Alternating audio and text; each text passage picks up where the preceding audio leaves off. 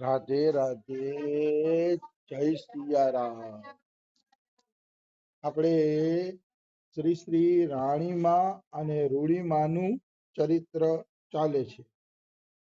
રાણીમાં ને રૂડીમાના ચરિત્રમાં આપણે જોયું કે રાણીમાં રાજકોટ પહોંચે છે એટલે રાજકોટના રાજા ભાભાજી કે જે સરદારમાં રહેતા ઈ પણ રાણીમાને મળવા માટે આવે છે અને કંઈક સેવા કરું એવી વાત કરે છે। તો રાણીમાં કે છે અમે તો રાજાજી અંજળ હશે ત્યાં સુધી રાજકોટમાં રહેશી, બાકી આગળ મારા દ્વારકાધીશની ઈચ્છા કે સાધુ સંતોની સેવા કરશી કે અને મધુકરીનો ટુકડો ખાઈને અમે ગુજરાન હલાવશી।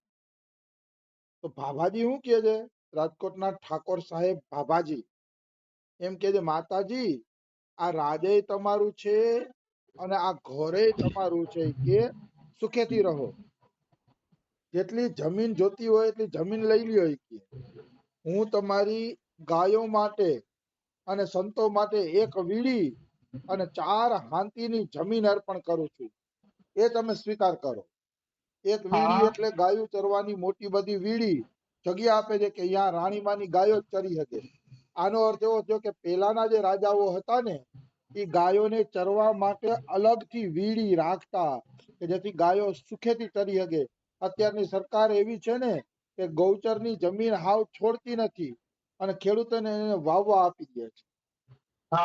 તો ગાયોનું શું થશે? ગૌચરની જમીન જ જો તમે અલગથી નહીં છોડો તો ગાયોનું શું થશે? એટલે આવી રીતે આ લોકો કરતા એમ રાજાને ઈ વીડીની જમીન રાખતા જ, કારણ કે પેલા ગૌધન ખૂબ જ હતું એટલે ગાયોને ચરવા માટે સરકાર તરફથી રાજા તરફથી થોડી થોડી વીડીની જમીન પણ અલગથી રાખવામાં આવતી એમ। એ સારું છે એટલે જ આગળના રાજાઓ છે ને સારું રાજ ટકાવી ગયા। આવી વસ્તુ છે, સરકારે આમાં કઈક કરવું જોઈએ અને વીડીની જમીન અલગથી ગાયો માટે રાખવી જ જોઈએ। તો કે એક વીડીની જમીન અને 4 હાથીની જમીન વાવવા માટે આપું છું, તેનાથી સાધુ સેવા હાલે। રાજકોટના ઠાકોર સાહેબે કીધું પણ ધન્ય છે રાણીમાના વૈરાગ્યને, સંતોએ હંમેશા વૈરાગ્ય દેખાડવો જોઈએ એટલે જનતાને ખબર પડે કે સંતો વાસ્તવમાં કોને કહેવાય। લાવ લાવ લાવ લાવ કરતા હોય ને એને સંતો નો કહેવાય। જ્યાં જુઓ અહીંયા લાવ લાવ લાવ, ચંદા લખાવો, ચિઠ્ઠા લખાવો, ઓલું લખાવો, આ લખાવો, લાવ લાવ કરે એ સંત જ નહીં, માગે એ સંત જ નહીં, આગ્રહ કરે એ સંત જ નહીં। હું તો એમ કહું છું તમારા ઘરમાં જમવાનો આગ્રહ કરે ને કે આજે આનું શાક બનાવજો, તો એની સાધુતા કાચી છે જ, એની સાધુતા કાચી છે। હજી તો એને એવી માગવાની ઈચ્છા થઈ ગઈ કે આ સબ્જી બનાવો કે આ વસ્તુ બનાવો કે આ વસ્તુ બનાવો, સંત કોઈની માગે નહીં સામેથી। આવી વસ્તુ છે, તો પૈસા પૈસાની તો બહુ દૂરની વાત છે। તો રાણીમાં કહે છે હે ધર્મપ્રિય રાજા, તમે જમીન અને વીડી લેવા માટે અમને કીધું એ બદલ તમારો આભાર, પણ અમે અહીંયા રાજકોટમાં જમીન અને વીડી લેવા આવ્યા નથી। મારો ઠાકર અમને પાળવા માટે સમર્થ છે, મતલબ તમારી જરૂર નથી અમને। મારો ઠાકોરજી, મારો ભગવાન અમારું પાલન પોષણ કરવા માટે સમર્થ છે કે એટલે તમારી કોઈ મારે એવી જરૂર નથી વીડીની કે જમીનની કે। તમારા વિવેક માટે મારો ઠાકર પ્રસન્ન છે, મારો ઠાકર તમને આશીર્વાદ આપે તમારા વિવેક માટે, બાકી મારે કાંઈ ખપે નહીં અને એને લીધું પણ નહીં।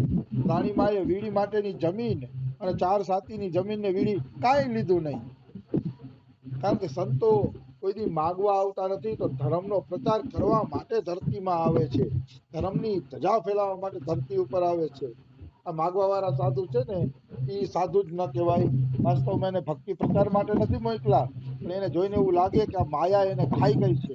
મોહ નિશા સબ સોવન હારા, દેખેવું સપન અનેક પ્રકારા। જે સાધુ માંગવાની લાલચ રાખે છે એ મોહ નિશામાં હૂતેલો સાધુ છે, એ જગત કલ્યાણ માટે આવેલો સાધુ નથી। મોહની નિંદરમાં પડ્યો છે કે મને પૈસા મળે તો હું સુખી થઈ જાઉં, આવી મોહની નિંદ્રામાં સાધુ પડ્યો છે, એમ કેવું હોય તો આપણે કહી શકીએ। આવી વસ્તુ છે।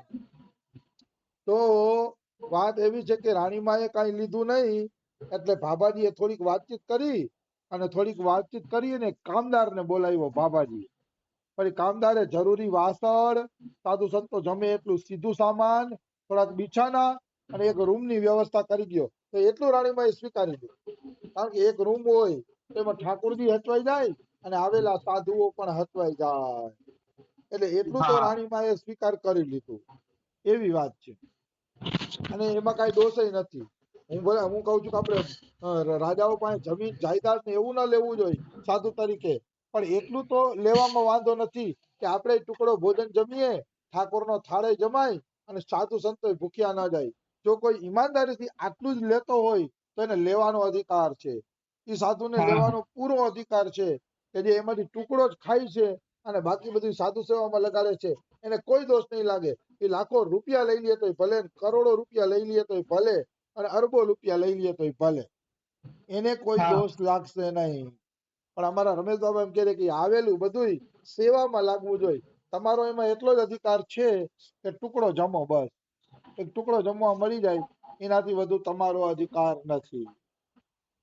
આવી વસ્તુ છે. એટલે મનુષ્યએ હંમેશા કોઈના પણ પૈસા આવે તો સેવામાં લગાડવા જોઈએ. એ જ સાધુ સંતોનો અસલી ધર્મ છે. ખિસ્સા ભરવાનું, બેંક બેલેન્સ કરવો એ ધર્મ નથી. અને એવી રીતે ખિસ્સા ભરી લેશે ને એટલે આશ્રમ માટે ઝપાઝપી થશે, આશ્રમ માટે લડાઈ થશે. શું કામનું એ ધન? જિંદગીભર તમે પાપનું પોટલું લઈને વયા ગયા, ધન બટોરીને પાછળ ચેલાઓમાં ઝઘડો થાય તો ચેલાના જીવન બગડે. શું કામનો એ સંગ્રહ?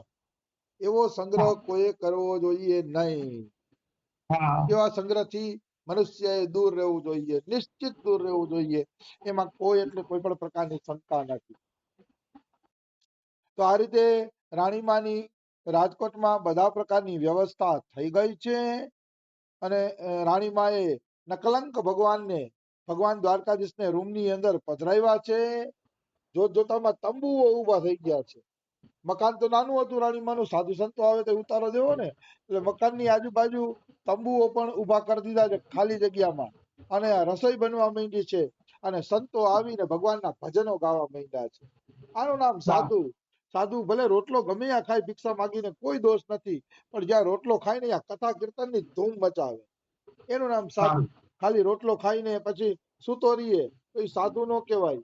એને છે ને જેનું જમ્યું છે એને છઠ્ઠા ભાગનું પુણ્ય એ અર્પણ કરી દેશે. જેના ઘરે જમે છે એ એનું છઠ્ઠા ભાગનું પુણ્ય લઈ જશે.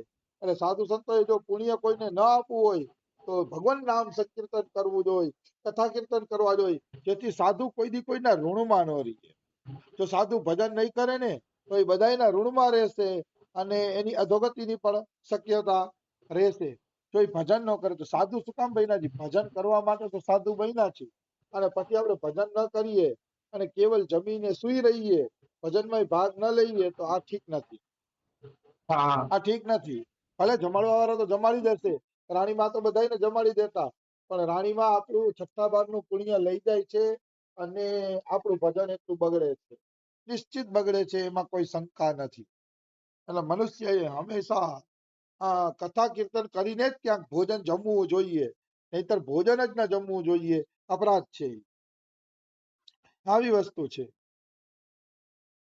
તો ભજનથી, સાધુ સંતોના કીર્તનથી રાણીમાનું ઘર છે એ ગુંજવા માંડ્યું છે. ભગવાનને નિવેદ ધરાયો છે. બાઈ માએ હરિહરની હાકલ પાડી છે. સાધુ સંતો અભ્યાગતો જમવા આવવા માંડ્યા. લ્યો, સવારે તો રાણીમા પાસે ઘરે નહોતું, ઝાડવા નીચે રહેતા હતા, ને હાંજ થઈ ગયા તો સાધુ સંતોની પંગત લાગી ગઈ. એક દીમાં મારો ઠાકોર શું વ્યવસ્થા ના કરી શકે? એક દી ની અંદર તો ઠાકુર એવો ચમત્કાર કરી શકે છે કે એની તમામ વ્યવસ્થા થઈ જાય. એવો ચમત્કાર કરી શકે છે ઠાકર, એની તાકાત છે. નરસિંહ મહેતાને જયારે ઘરમાંથી કાઢી મૂક્યા ને ત્યારે કાંઈ આપ્યું નહોતું, કાંઈ આપ્યું નહીં. એટલે નરસિંહ મહેતા તો એને જય દ્વારકાધીશ, જય કાનુડો એમ કરતા કરતા નીકળી પડ્યા ઘરેથી અને એક વૃક્ષની નીચે રાતવાસો કરવા રોકાણા. તો વૃક્ષની નીચે રાતવાસો કરવા રોકાણા ને તો નરસિંહ મહેતા ને આશ્રમ બનાવવા માટે કૃષ્ણએ અક્રૂરજીને મોકલા. સ્વયં કૃષ્ણ ભગવાને અક્રૂરજીને મોકલા કે અક્રૂરજી તમે જાઓ, મારો નરસૈયો એમને ઝાડવા નીચે બેઠો છે, એના માટે આશ્રમની વ્યવસ્થા કરો જેથી એ સાધુ સંતોની સેવા કરી શકે. બોલો, એક જ રાતમાં અક્રૂરજી આવ્યા, મુનિમજીનું રૂપ ધારણ કરી અને હવાર થાય તો આશ્રમ બનાવી દીધો. એવું ભક્તમાલમાં સ્પષ્ટ ઉલ્લેખ છે. કહેવાનો ભાવ છે ઠાકોર પોતાના ભક્તોને કાંઈ ઝાડવા નીચે રહેવા દેતા નથી. એટલો તો ક્રૂર નથી ઠાકોર. હા, કોઈ ભક્ત અલકારી હોય, અલકારી ને અલમસ્ત સંત હોય તો એને કદાચ કુટિયાની જરૂર ન પડે અને ભગવાને કુટિયા ન બનાવી દીધી હોય, એ વાત અલગ છે. બાકી ભગવાન તો નિશ્ચિંતન ભક્તોની પાછળ પાછળ ડોલે છે કે ઈ મારી પાસે કઈક સેવા લે અને હું એની સેવા કરું. ભગવાન પાછળ પાછળ ડોલે છે નિશ્ચિંતન ભક્તોની. હા, પછી નિશ્ચિંતન ભક્ત સ્વીકારે ન સ્વીકારે એ એની મરજી છે. અમારા રૂપ સનાતન ગોસ્વામી અમારા સંપ્રદાયના જીવનભર દોર કૌપિનમાં જ રહ્યા. એક જ પન્ની ઓઢવાનું અને ગોઠણ સુધી ધોતી વાળવાની. જિંદગીભર આવા વૈરાગ્યમાં રહ્યા. મોટી કુટિયા નથી બનાવી કોઈ. ઘાસ ફૂસની નાનકડી કુટિયામાં જ પોતે ભજન કરતા. તો જેને કાંઈ જોતું જ નથી એના માટે તો પછી ભગવાન શું કરી શકે? એવા ભક્તોમાં ભગવાન લાચાર છે, જેને કાંઈ જોતું નથી. અને એક વાત એટલી કહી દઉં, વૈરાગ્યમાં જ પરમ સુખ છે. ગીતાજીમાં કીધું છે ત્યાગા શાંતિ નિરંતરમ. જે માણસ ત્યાગ કરે છે એને નિરંતર રહેવા વાળી શાંતિની પ્રાપ્તિ થાય છે. ત્યાગા શાંતિ નિરંતરમ. તમે ત્યાગ કરશો તો નિરંતર રહેવા વાળી શાંતિ તમને પ્રાપ્ત થઈ જશે. ત્યાગનો એટલો મહિમા છે. ત્યાગ એટલે મનથી ત્યાગો, મનથી અનાસક્તિ. કોઈ પણ પ્રકારના મતલબ કામનાઓ ન હોય એને કહેવાય છે ત્યાગ. મતલબ શાંતિ. ઘણા લોકો એમ કહેશે કે તો આ કેટલાય સાધુ બાવા રખડે છે, એને ઘરનો ત્યાગ કર્યો છે, પૈસાનો ત્યાગ કર્યો છે, એનામાં કા શાંતિ જોવા નથી મળતી? 2 રૂપિયા માટે રાધે રાધે રાધે કરતા હોય છે. તો કે એને છે ને મનથી ત્યાગ નથી કર્યો, ઉપરથી ત્યાગ કર્યો છે. ઉપરના ત્યાગથી શાંતિ ન મળે. મનથી જયારે સંસારનું મહત્વ તમારા મનમાંથી ઘટી જાય ત્યારે જ તમને સાચી શાંતિની પ્રાપ્તિ થાય છે. આવી વસ્તુ છે. ત્યાં સુધી સાચી શાંતિની પ્રાપ્તિ થતી નથી. હા, એટલે મનથી છોડવાનું છે. એક ઉદાહરણ આવે છે ને, એક ભાઈ અને એક બેન, બે વચ્ચે રોજ કજિયા થાય. પતિ પત્ની વચ્ચે કાયમી કજિયો થાય. એક દી માટે પણ કજિયો જાય નહીં. એટલે ઓલો છે ને આમ રોજ ધમકી દે પત્નીને, હવે તું કજિયો કરીશ ને તો ગામમાં જે સાચું છે ને એની ભાઈ બાવો થઈ જાય છે. આ ધમકી દે ને એટલે ઓલી બાયડી બી જાય. બાયડીને એમ કે સાધુ થઈ જશે તો મારું શું થશે? એ વારે વારે એ ધમકી દે. હવે ઝઘડો કર્યો ને તો ગામમાં બાવો છે ને હું સાધુ થઈ જાય છે. તો એક વખત એ સાધુ છે ને એ બાઈ પાસે ભિક્ષા માંગવા આવ્યા. ભિક્ષા માંગવા આવ્યા ને તો બેન ને ઉદાસ જોઈને પૂછ્યું કે કેમ બેન ઉદાસ છો? તો કે મારો પતિ અવારનવાર ધમકી દે છે કે તમારી પાસે સાધુ થઈ જશે. તો કે હવે ધમકી દે કહી દેજે સાધુ થઈ જાય કે એમ. તો કે હા. તો પછી પતિ પત્ની વચ્ચે ઝઘડો થયો. ઝઘડો થયો ને ઓલાએ કીધું ને કે હવે ઝઘડો કર્યો છે ને તો ગામના બાવા પાસે સાધુ થઈ જાય. તો ઓલી કે આજે જ સાધુ થઈ જાવ, કાલ થવા દેતા નહીં, જાવ કે સાધુ થઈ જાવ. પછી તો ઓલાને એમ થયું કે આ તો ઇજ્જત ઉપર આવી ગઈ, હવે સાધુ થવું પડશે. અરે સાધુ થવા માટે ગયો પણ અંદરથી સાધુ બન્યો નહોતો. અંદરથી બન્યો નહોતો. એટલે સાધુ થવા માટે ગયો એટલે સંતે પૂછ્યું તારું નામ શું? તો કે મારું નામ ઓમ, મારું નામ ઓમ છે. તો કે ઓમ અચ્છા, તો કે આજથી હું તારું નામ બેટા ઓમ પ્રકાશ રાખું છું. તારું નામ કે આજથી ઓમ પ્રકાશ. ત્યાં ભિક્ષા માંગી આવ. ભિક્ષાના હુકા ટુકા આવ્યા. તો હુકા ટુકડા ખાવા પડે ને એને ભાવે નહીં. એટલે પત્નીની ગરમા ગરમ રસોઈ યાદ આવે. હુકા ટુકડા ખાઈને પત્નીની રસોઈ યાદ આવે.